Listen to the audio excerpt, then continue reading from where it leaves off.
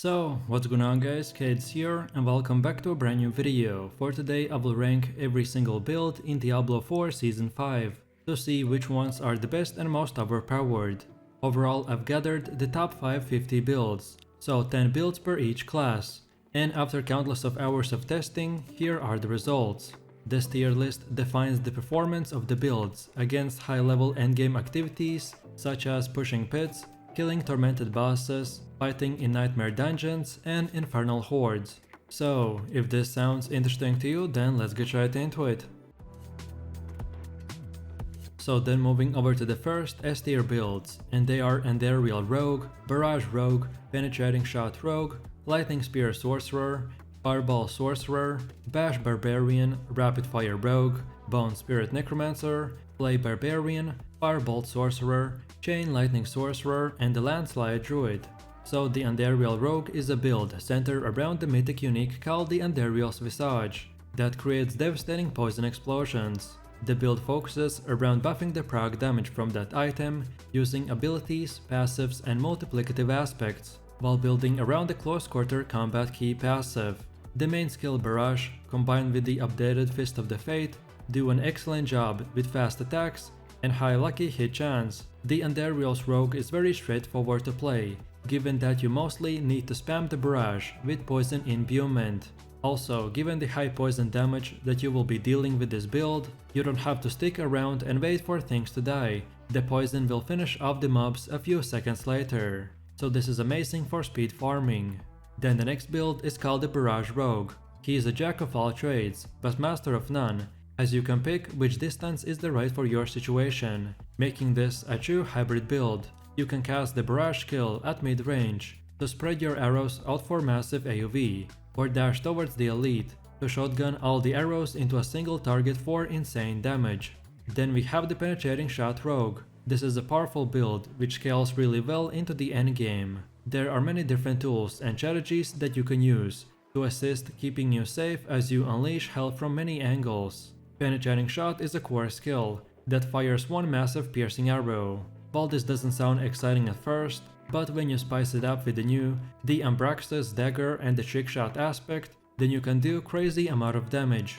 As with most rogue skills, maximizing its potential requires good positioning, because you do increase damage the more enemies you hit in a line. Then we have the Lightning Spear Sorcerer, which is a new build that became possible thanks to the reworked aspect of the splintering energy. This aspect upgrades the Lightning Spear's measly 16% damage to up to 110%, that is further increased by your critical strike damage. In the late game, this equates to approximately with a 60,000% boost. So with an aspect like this, it should come as no surprise that previously useless spell now is a real powerhouse. Then we have the Fireball Sorcerer. This build uses the Great Balls of Fire to explode absolutely everything. The AoV damage of this build is excellent, but it struggles against tanky isolated mobs, in particular bosses in high tier nightmare dungeons. However, this sorcerer build excels in all other types of content, while making a great show out of it. As you can tell, Fireball is our main damage skill, so we can max it out and spam it 24/7 for billions upon billions of damage. Then next up we have the Bash Barbarian. This build came back into the meta after previously getting a major buff with the additional temper day fixes. In the case of Bash, this means that it gets an extra cleave animation for AoV increase, as well as damage multipliers on top of it. It also benefits greatly from the aspects like the adaptability and Moonrise. But the bad news is that both of these are not immediately available from the Codex of Power. But once you get them, then this build becomes a true powerhouse that is capable of killing everything that the game has to offer. Then the Rapid Fire Rogue build is a great all-rounder, suitable for any situation, with variations available for high-end content. Where this build comes into play is the skill called the Rapid Fires, which has massive single target damage, and that is where he really shines. Rapid Fire is an attack skill that unleashes a hail of arrows in a straight line. This naturally provides high damage output against bosses, but makes dealing with packs of mobs a bit more difficult. Then for one of the last S tier builds we have the Bone Spear Necromancer. This setup has the strongest burst damage potential in a single attack, I'm talking about billions of damage. Bone Spirit has the largest skill damage multiplier in the whole game, and when you prioritize reaching 100% critical strike chance, then the damage from a single Bone Spirit can one-shot even a pre-tormented boss. So it's clear to say that this is the strongest meta necromancer build in Diablo 4. Then Flay Barbarian is a build that relies on Flay to apply massive amounts of bleed on the target, which makes it one of the best choices to conquer a high level content. With addition of the tempered affixes, Flay duration can be extended to last over 20 seconds, and we can even use the Rapture skill to deal all of our accumulative damage in one deadly blow. Flay is a single target ability, which makes this build most suited for bossing and higher tier pits.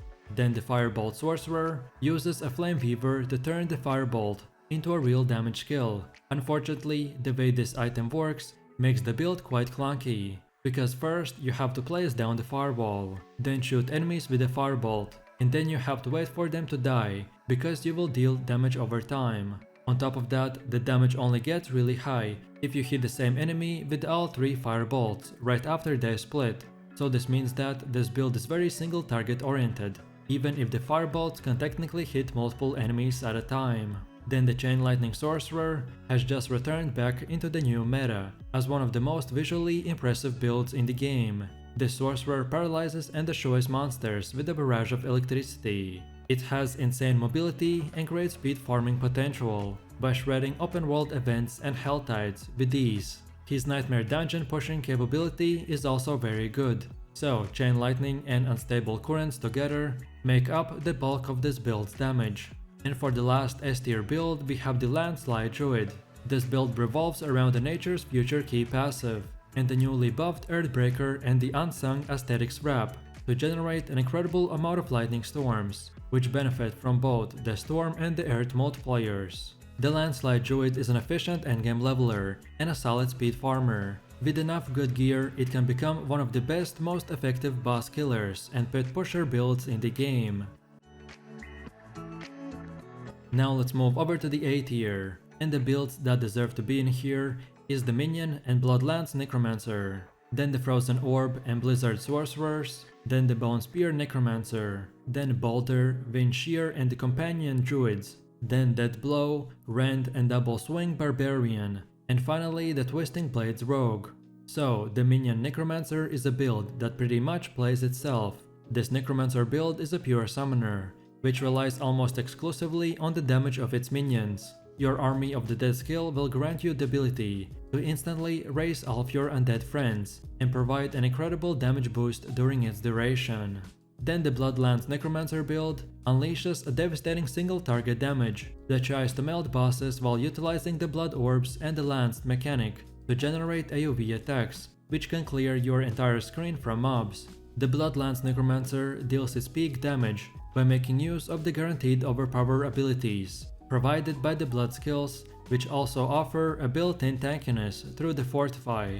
Its cheap essence cost means that you can spam cast a single target and output great DPS numbers, while with the Lance mechanic, it will help you to easily spread your damage across the battlefield. Then we have the Frozen Orb Sorcerer, which unleashes an endless barrage of frozen orbs to decimate her foes from afar. You have a lot of mobility tools, all while your character melts open world events and hell tides with ease. The Frozen Orbs makes all enemies vulnerable for never-ending pain train. Also, Frozen Orb comfortably shatters dense monster packs, and its single target damage is also not bad, although provided that you can stay at the right distance. Then the Blizzard Sorcerer is a build that uses the signature cold spell Blizzard, enhanced by the glacial aspect, to rip enemies apart with countless of ice spikes. This build has great single target and AoE damage, and it can bring you far into the pit. The only weaknesses that this build has is that it requires ramping on single targets, and some mobs could move out of your damage stacks.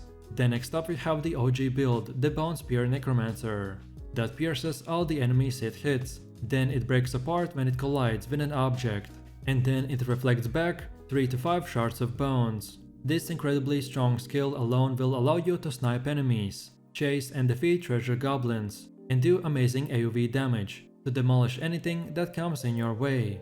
Then we have the Boulder druid. This build currently demands high level gearing and a very active playstyle, but once you get required gear from the Bolt Heart Hunker, it becomes very easy to use. This build focuses on using the Dolmen Stone to empower our Boulder skill in the endgame that will do insane amount of DPS. But keep in mind that without the Dolmen Stone and enough of the nature cooldown reductions, with an Endless Tempest, then this build will not work properly, so we can only use it when you have the basic items farmed. Then next we have the shear druid, but this build lacks an AoE, it more than makes up for it in damage, and it is a very good pit pusher and bosser for druids in the current season. The build revolves around the reworked aspect of the Calm Breeze, which inflicts poison damage over time to all the mobs it passes through. Also, this damage over time inherits the storm and basic skills from the initial cast of the shear, which allows for some incredible scalers in the form of the Moonrise,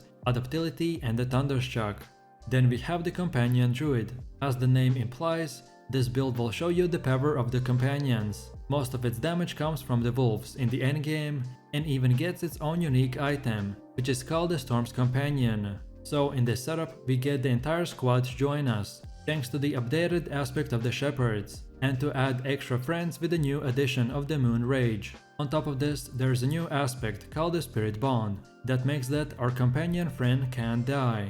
Then we have the Dead Blow Barbarian. This build got a major overhaul in the season with the addition of the third blade, which essentially makes it a spammable core ability by removing its natural cooldown. On top of its exceptional high base damage, it gets an extremely strong aspect multiplier via the Encroaching Wrath, as well as its own unique called the Overkill, which significantly boosts its damage and gives us a small AoE shockwave. Unfortunately, most of the power provided to this build is not unlocked until much later in the game, which makes it a strictly endgame setup. However, once it all comes together though, it is certainly a very powerful barbarian build. Then for one of the last A tier builds, we have the Rend Barbarian. The Rend is a core skill that quickly applies a large bleed to all enemies, directly in front of the Barbarian. It is one of the most fury efficient core skills, and boasts the highest base damage per cast time. Its only drawbacks are its small AoE and the fact that its damage is dealt over time rather than immediately. So in order to solve these problems, we will use the Rupture to instantly damage enemies for the total bleeding amount, which gives us an insane DPS numbers. Then we have the Double Swing Barbarian. This is a hard-hitting, fast-paced melee build that excels at all content that the game has to offer. Its small hit zone may seem underwhelming at first, but once the attack speed buff starts stacking and the twisters start spinning, then the double swing quickly becomes a deadly force that can destroy anyone that stands in our way. This hit and run style of play, while also making short work of any boss, is very fun and entertaining. And then for the last and final A tier build, we have the Twisting Blades Rogue. This is a great speed farming build that can clear content faster than most others in the game, but also it comes with a high skill ceiling. If you're looking for a fun and agile rogue build that flies around the battlefield, then this might be for you.